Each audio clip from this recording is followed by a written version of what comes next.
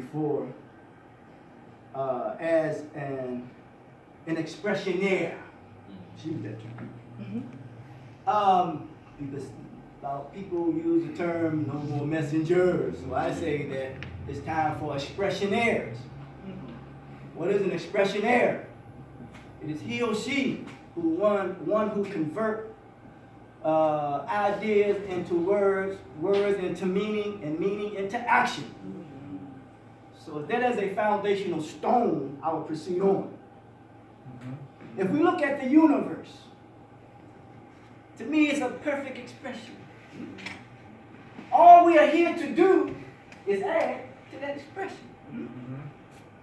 We look at the clothes that we wear, the cars that we drive, the places that we live, the things that we say, the things that we do. All we're doing is adding to the beauty of this expression of creation. Sure. And I think of this too in this wise. I think of in a sense of how do we go about synergizing our energy. What do I mean by synergizing our energy?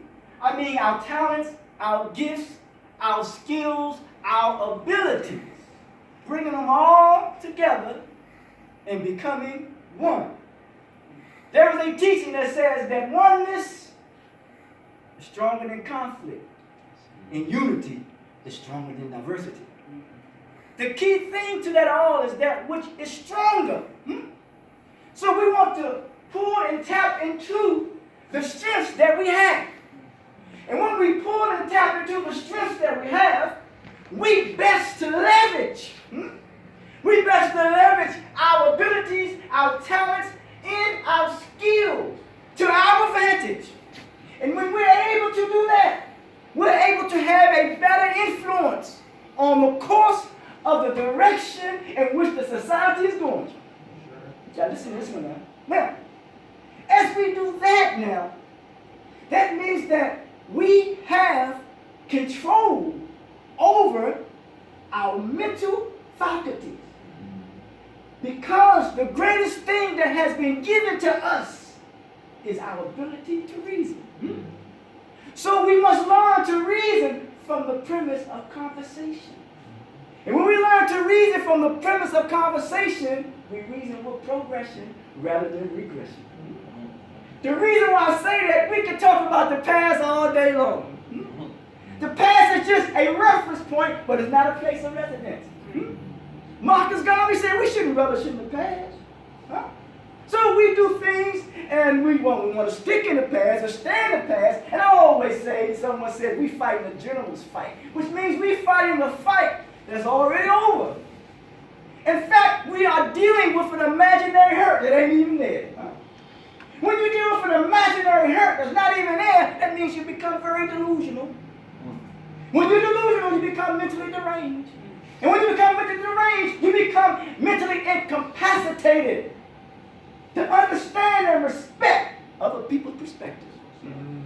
Oh, man. So here we are here now at Temple, the New African Thought. That's not by happenstance. It is a new African thought. It ain't necessarily confined to Africa, because it is Africa that is born in us, that's coming out of us, because circumstances makes us other than ourselves. The first sign of deception is when we reach outside of ourselves. Because the best project you can work on is him or herself. Now, as that the case, as I'm on my way to a close, I say this here. When we're talking about the topic today, race, fact versus fiction, we have to make this paradigm shift. And if we aren't able to make that paradigm shift, even though it's right before us, we aren't able to do it, that means we're dealing with cognitive dissonance, as Vance Spinoza said. It can be right in our face. As Sister Trina said before, I heard you, we can't be in denial of what's right here before us. So we always like to talk about truth, Truth based upon the consensus of the people. If they accept it as truth, that's the truth. But let me define truth. Truth is the cause that impacts the results of one's reality. Think about that. What impacts your reality that becomes your truth? So that's based on a term called anthropology, how you interpret reality. Because when we think of terms called God, that is a thought that materializes from the mind of an individual. Because you can tell the psychology of one's mentality by what he or she produces. Let's be clear with that. So, race, as Brother Saba talked about, fact or fiction. Marcus Garvey never said it better. An error uncorrected becomes a fact. So, Dennis is here, Brother Saul is here to correct the error. As he do so with a sense of dignity, a sense of pride, a sense of elegance, a sense of etiquette.